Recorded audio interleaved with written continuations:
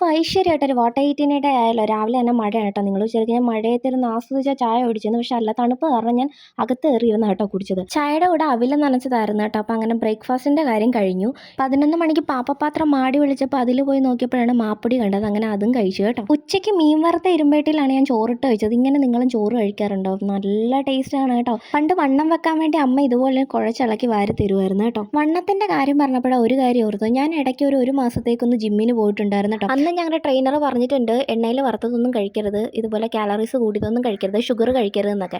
പക്ഷേ കുറച്ച് സാങ്കേതിക കാരണം മൂലം പോവാതായതിനു ശേഷം ഞാൻ ഇത് മാത്രമേ കഴിക്കാറുള്ളൂ കേട്ടോ. പ്രത്യേകിച്ച് 7 മണിക്ക് ശേഷം ആഹാരം കഴിക്കരുതെന്ന് പറഞ്ഞിട്ടുണ്ടെങ്കിൽ 7 മണിക്ക് മുന്നേ ഉള്ള എൻ്റെ തീറ്റ കണ്ട് അങ്ങേര് ഇപ്പം എൻ്റെ മടൽ വെട്ടിയടിക്കും. പക്ഷേ ഞാൻ ഇപ്പോഴും 7 മണിക്ക് ശേഷം ആഹാരം കഴിക്കാറില്ല കേട്ടോ.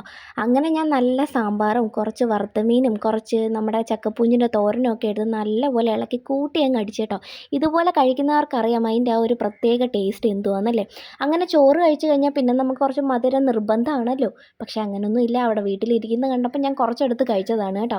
അത് കഴിഞ്ഞ് വൈകിട്ട് 4 മണിയായപ്പോഴാണ് അച്ഛൻ താണ്ട് ഉള്ളിവടയും പരിപ്പുവടയും ഉഴുന്നുവടയൊക്കെ കൊണ്ടുവന്നിട്ടുണ്ടായിരുന്നു. അതിൽ ഉള്ളിവടയാണ് എനിക്ക് ഇഷ്ടപ്പെട്ടത് കേട്ടോ. നിങ്ങളെല്ലാവരും വിചാരിക്കുന്നുണ്ടായിരിക്കും ഞാൻ എന്താ ഈ വക്ക് പൊട്ടിയ കപ്പിൽ ചായ കുടിക്കുന്നതെന്ന്. പക്ഷേ അതെൻ്റെ ഫേവറേറ്റ് ആയതുകൊണ്ടാണ് കേട്ടോ അത് ഞാൻ കളയാത്തത്. അങ്ങനെ അതിൻ്റെ കൂടെ കുറച്ച് കാവറ്റിലും കൂടെ കഴിച്ചാൽ രാത്രി ഞാൻ പാല് മാത്രമേ കുടിച്ചുള്ളൂ കേട്ടോ. കാര്യം ഇതുവരെ തിന്ന് കയറ്റതെല്ലാം പള്ളക്കിടന്ന് വിളിക്കില്ലേ കേസ്. അപ്പോൾ ഇന്നേക്ക് അത്രയേ ഉള്ളൂ. ടാറ്റാ.